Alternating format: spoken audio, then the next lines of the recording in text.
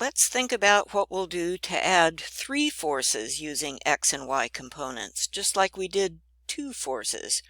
So remember, we were talking about how you could resolve any kind of slopey force into its x component and its y component, and they will give the same net result as the one slopey force. And we can use trig to find the x and y components. So here was an example we saw a while back. Here's a force that's pulling with 1,000 pounds at a 30-degree angle. And you make a triangle out of that. The side opposite that angle is the y component. So rearranging the terms, 1,000 sine 30 will give you the y component. Don't worry if that's going by too fast. I'm just let it wash over you. The x component is the side adjacent to the angle, so that's cosine. So 1,000 cos 30 will give us the x component.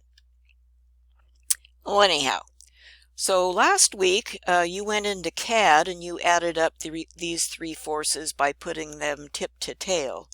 Now let's find the resultant again, but this time let's use x and y components, and hopefully we'll get the same answer.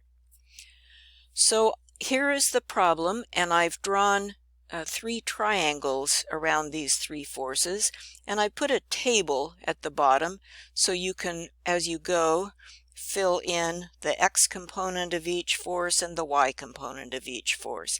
And notice that one of these forces is pointing into negative y territory. But let's start with this top force, the 3 kilonewton force. And if we're looking for the x component, here's a triangle. That x component is what side? It is the side opposite the angle. So thinking about our SOHCAHTOA, which trig function uses opposite and hypotenuse? It's our old friend sine. Sine is opposite over hypotenuse. If we're looking for opposite, we'll rearrange the terms. We'll go h sine equals opposite. The hypotenuse is 3. The angle is 35. So h sine is 3 times sine 35. Punch that into your calculator and that will give you the x component. And there it is. You'll probably come up with 1.721. Now the y component, that is this side here adjacent to the 35-degree angle. And who uses hypotenuse and adjacent? It's cosine. Rearranging the terms, because we're looking for adjacent, hypotenuse times cosine is going to give us that side. So 3 times cos 35 will give us the adjacent side, which is the y component for this force. And you'll probably get 2.457. So there are our x and y components for that first force. Now let's go on to the next force. Here's a triangle for that guy. If we're looking for the x component, we're looking for the side adjacent to that angle. So that means we are going to use cosine, because it uses adjacent, and we'll rearrange the terms so we can say hypotenuse times cosine, 6 times cos 10 will give us the x component, which is the adjacent side in this triangle.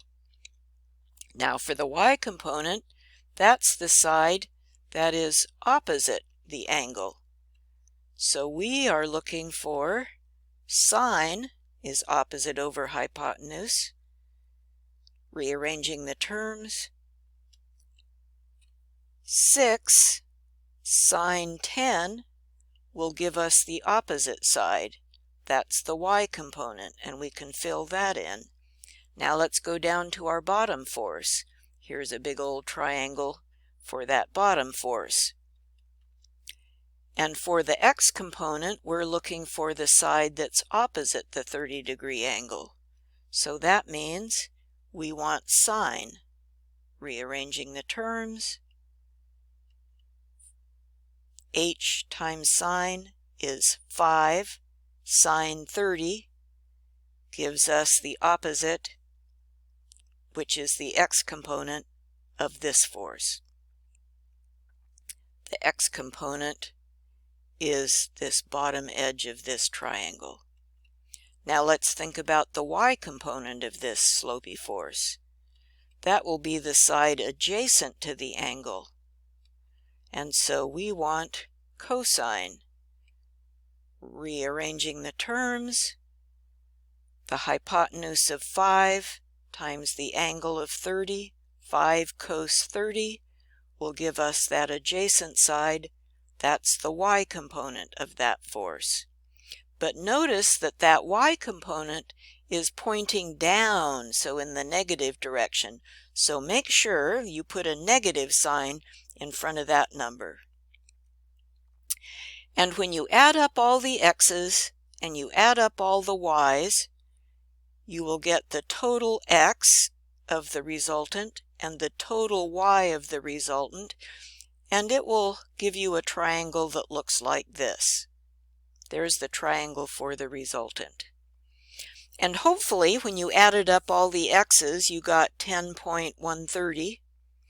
And when you added up all the y's, including one that was pointing in a negative direction, you ended up with a total of 832. So there are the lengths of the sides of the triangle that makes up the resultant. So what magnitude is that thing? Well, you know these lengths, so you can do Pythagorean theorem, a squared plus b squared equals c squared. In other words, x component squared plus y component squared equals c squared. And you add those up to get whatever c squared is. Now take the square root of that number, and that will give you the hypotenuse, the magnitude. Now what about the angle? Well, we know the opposite and the adjacent sides of that triangle, and that tells us we could use tangent, and I'm representing that angle with a theta. So the tangent of angle theta is opposite over adjacent.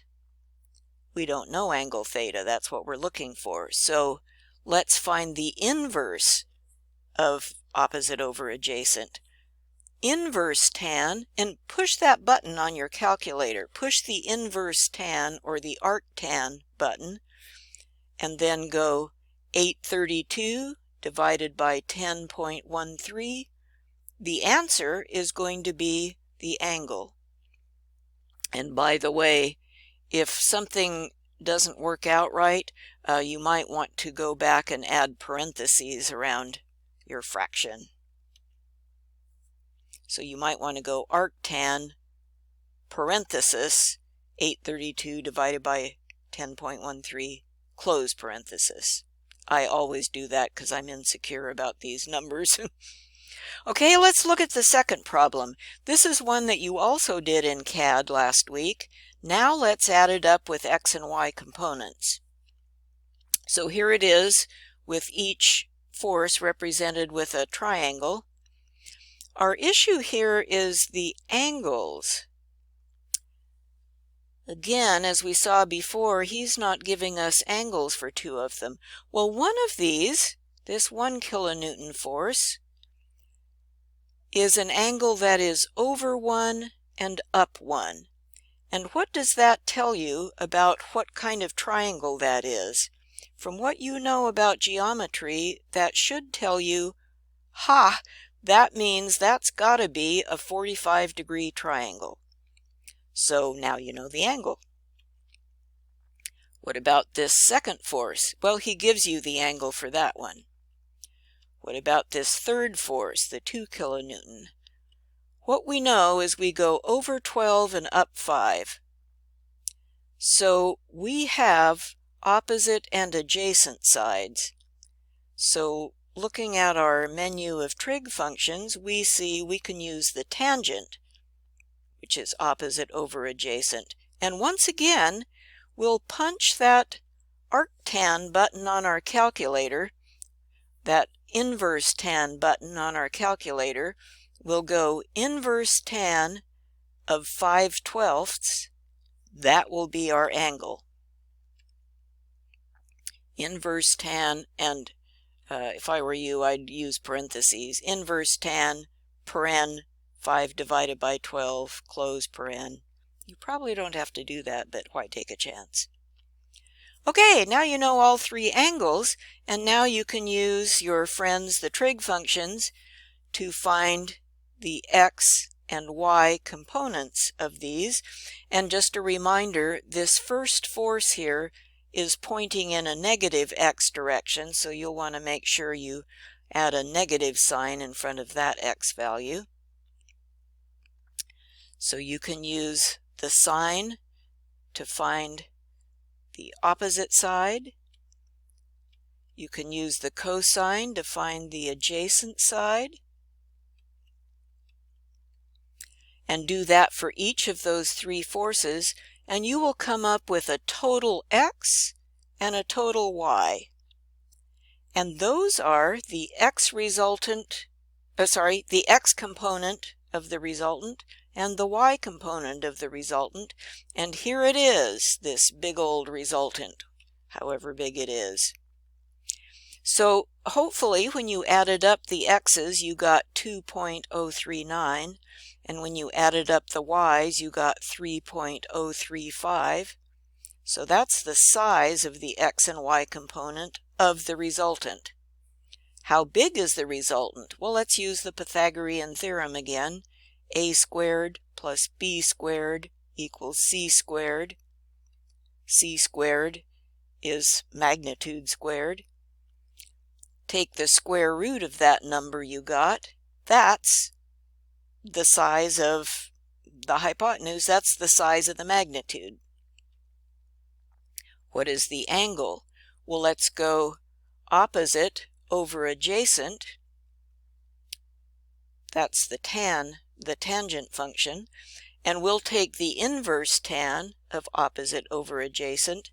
That will give us the angle there. So, yay, there we go. And let me just say one more time, I'm feeling sensitive about the speed that we're going. And as you know, that's something that really bothers me. So feel free to go over this repeated times. Feel free to write things down. You won't get it the first time unless you're really lucky. So that's okay. Just go over it several times. Watch the video several times. Take notes. The more you do these, the more they're going to seem familiar to you.